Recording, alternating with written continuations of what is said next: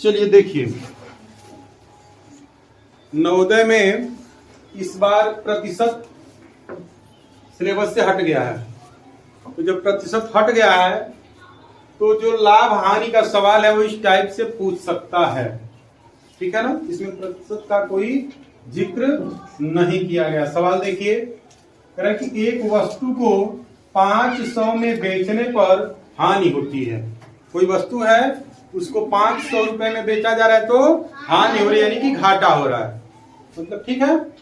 जब उसे 700 में बेचा जाता है तो पहले होने वाली हानि का 3 गुना लाभ होता है। उसी वस्तु को जब 700 रुपए में बेचा जाता है तो जो पहले हानि हो रही थी उस हानि का 3 गुना उसको लाभ हो रहा है।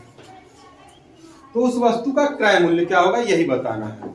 उस वस्तु का क्रय मूल्य कितना होगा, 500 होगा कि 550 रुपए होगा कि 600 रुपए होगा कि 650 रुपए होगा, ये हमको बताना है। जाता है तो पहले होने वाली हानि का 3 गुना लाभ होता है। कितना लाभ होता है, 3 गुना। कितना, 3 गुना। तो उस वस्तु का क्रय मूल्य बताना है। ठीक है, तो जब 700 में बेचा जा रहा है तो कितना लाभ हो रहा है, 3 गुना। और जब 500 में बेचा जा रहा है तो हानि हो रहा है। तो 700 में से 500 को घटा देंगे तो कितना अधिक हुआ, 200। इस 200 में जो हानि हो रहा था वो भी है और जो लाभ हो रहा था वो भी है। ये बात पता चल रही है, क्योंकि 500 में बेचने पे हानि हो रहा है और जब 700 में बेचा जा रहा है तो जो हानि हो रहा है उसका 3 गुना लाभ हो रहा है। तो इसमें हानि भी है और लाभ भी है। अब ध्यान दीजिएगा थोड़ा सा, यहाँ पे जो लाभ हो रहा है वो 3 गुना हो रहा है। किसका, हानि का। तो हानि भी तो 1 गुना होगा, 3 गुना लाभ और 1 गुना हानि का ही 3 गुना है ना। तो जिसका भी हम तुलना करेंगे तो 1 गुना तो होगा ही, उसी का तुलना किया जा रहा है, उसका 3 गुना। तो 3 गुना इसमें लाभ है और 1 गुना हानि है। हो गया कि नहीं हो गया, 3 गुना लाभ है और 1 गुना हानि है। बात समझ में आ रही है इतना। तो टोटल कितना गुना हो गया, ये 4 गुना हो गया। 1 गुना हानि का और 3 गुना लाभ का, तो कितना हो गया ये 4 गुना। तो 4 से भाग कर देंगे इसको, 4 से भाग करेंगे तो कितना होगा, 4 पचे 20 और 0 यहाँ पे आ जाएगा। कितना मिला हमको, 50। तो ये 50 क्या हुआ, 1 गुना हुआ। 50 कितना हुआ, 1 गुना हुआ।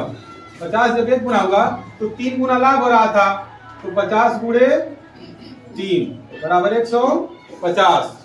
और ये 50 जो हानि हो रहा है गुना ये है, तो 500 में बेचने पे कितना हानि हो रहा है, 50 रुपए का।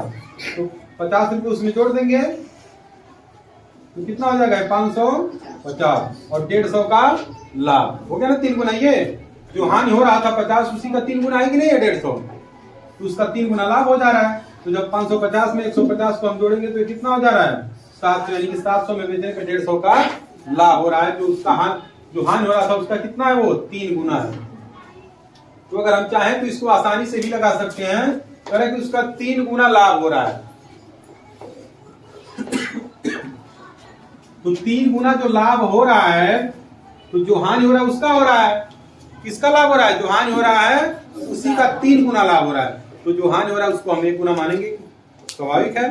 तो 1 गुना वो भी उसमें जुड़ा हुआ है, जो अंतर आएगा 500 का और 700 का, तो 1 गुना हो गया और 3 गुना लाभ हो गया। तो कुल मिला के 4 गुना हो गया। और जब 4 से डिवाइड कर देंगे तो हमको सारी चीजें क्लियर हो जाएंगी, यानी कि 550 इसमें। ठीक है, बात समझ में आ गई सभी लोगों को। चलिए।